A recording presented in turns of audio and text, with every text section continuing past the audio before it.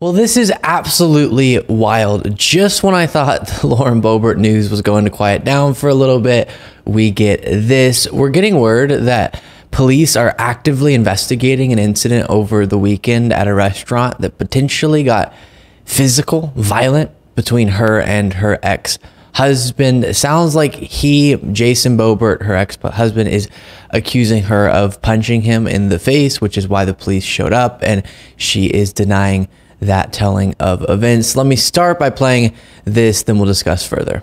Silt police are looking into an incident involving Republican Congresswoman Lauren Boebert and her ex-husband, Jason.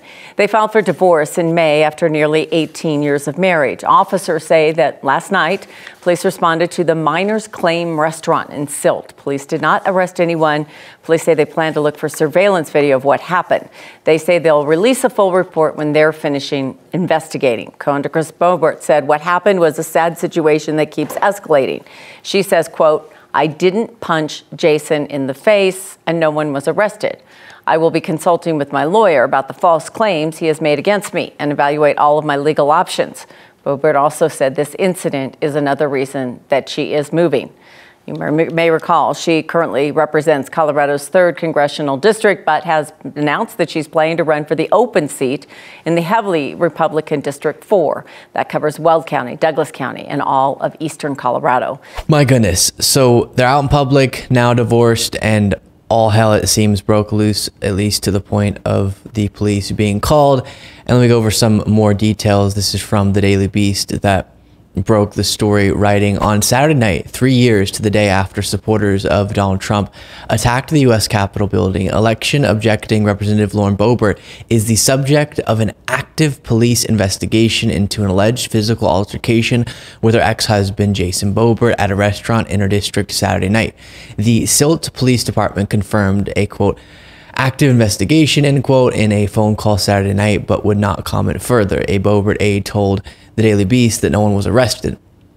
According to the aide, on Saturday, Jason Boebert had called the police to the Miners Claim restaurant in Silt, claiming that he was a victim of domestic violence. The aide emphasized that Lauren Boebert denies any allegation of domestic violence on her part, and the events as depicted in social media posts on Saturday were not accurate. An anti-Boebert super PAC called American Muckrakers first publicized the rumor of the incident Saturday night in eye-popping posts on X, formerly Twitter. On Sunday, Jason Boebert told the Daily Beast that the details of the altercation on American Muckrakers was accurate and that his ex-wife had punched him in the face multiple times. Jason Boebert also purported to have a witness to the events and said that he took back his claim that police were too aggressive with him. Quote, "I respect our officers and appreciate what they have to endure. I shouldn't have said anything negative toward them. I was unhappy." So of course, at this point in time, this is all alleged, except for we do know the police are saying they've opened an investigation into the incident and will release a report. They're trying to get their hands on the security footage. So Jason Boebert could be misrepresenting things. Lauren Boebert obviously could be misrepresenting things, but as is the case with any potential domestic violence situation, in this case, Lauren being accused of hitting Jason, the police do need to get to the bottom of it and carry out the proper accountability, obviously.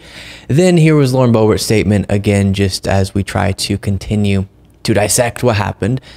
Quote, "This is a sad situation for all that keeps escalating and another reason I'm moving. I didn't punch Jason in the face and no one was arrested. I'll be consulting with my lawyer about the false claims he made against me and evaluate all my legal options." So a total mess that I don't want to spend too much time analyzing, but based on the facts as they stand now, obviously still a pretty recently broken story, but as they stand now, it seems Jason Boebert isn't interested in pressing charges and wants to move on from whatever did take place. But there was definitely yet another pretty stunning Lauren Boebert related incident, this time necessitating police intervention again in public. And because we don't yet have a police report or security footage, we can't go too overboard with takeaways in regard to this specific incident.